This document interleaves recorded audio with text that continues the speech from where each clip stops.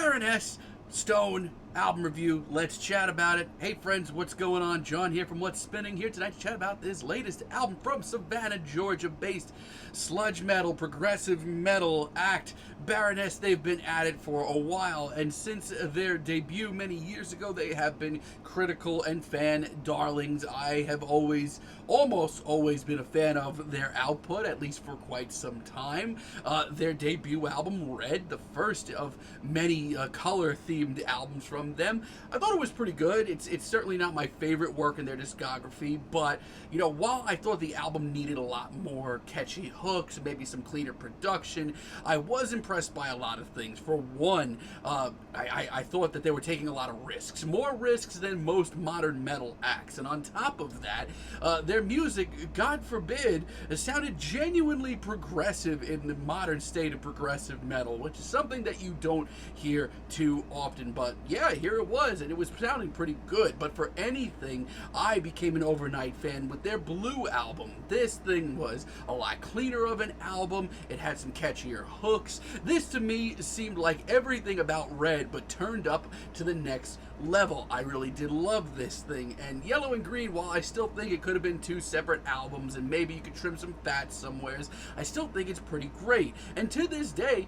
I still think Purple is their best album. Not only is it just as heavy and genuinely forward-thinking as their early material, the hooks on Purple are absolutely killer. Now, the last time we heard from Baroness, we gotta talk about this. You know, I know a lot of people truly love Gold and Gray, but I'm not with it, man. And this was me at the time, and this was me when I listened to the album again last week just to see if I still hate it. But my God, I feel like outside of the songwriting, which is pretty good, this album is a wasteland. This to me sounded like Baroness made these gigantic shoes for themselves to fill, and they just couldn't do it anymore, which upsets the hell out of me. But I was very excited to hear this new album, mostly because outside of one fairly glaring single, which we'll get to, I thought the singles were really good, so let's chat about this new album. Early on in the album, we get Last Word, one of the lead singles from this album, and you know what? This is the real deal. If I'm being blunt, I think this is one of the best Baroness tracks that I've heard in years, and maybe one of the best metal singles of the year. It's got a super memorable riff, it's just catchy enough, the production is awesome, it's got that fist in the air intensity still, it's got literally everything I want in a Baroness track. The solo's really memorable, the hook is really catchy and memorable, it's a real call to action. Baroness on a lot of this album, stepping away from the color formula, really do get back on track. Choir is really good too. I love the very sleek transition into this track from Beneath the Rose. We'll get to it. And this is a track that really impresses me. It's not one of the most heavy or intense or just throttling tracks here, but it is easily one of the most streamlined and confident sounding ones. And while this isn't the heaviest track, it does retain some intensity and some confidence, mostly because just of how gritty and raw John Baisley sounds. It's super visual, and by the end of this track, it's one of the most hellish and dark things that I've heard from them maybe ever. It's a great track.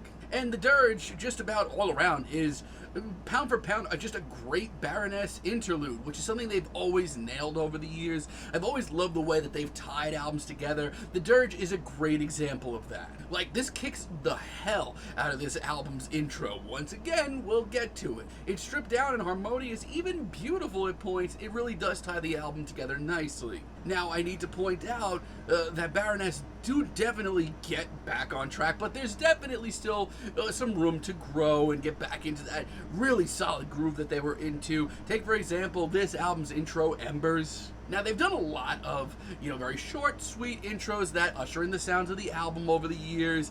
That's usually fine. This is far from that.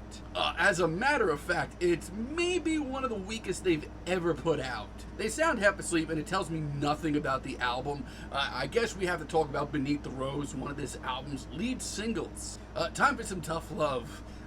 This ain't it. Just overall, this is far from Baroness at their best. I don't have a problem with them getting heavier and darker. As a matter of fact, I'm all for that. What I don't support is whatever cheesy bullcrap this is. John Baisley, once again, who I love when he is on top form, sounds so out of place here. He's going for this much more commanding and in-your-face performance, which sounds fantastic on paper, but it ends up just being cheesy and awkward. Yeah, hearing this as a single turned me off almost of the album entirely. It made me worry about it. I still think it's the worst track here. And sadly, while most of this album is very good, Baroness certainly don't end this album off in a good way either. Like Under the Wheel, for example, which is certainly one of the album's more pensive, dangerous sounding tunes, which once again I don't have an issue with.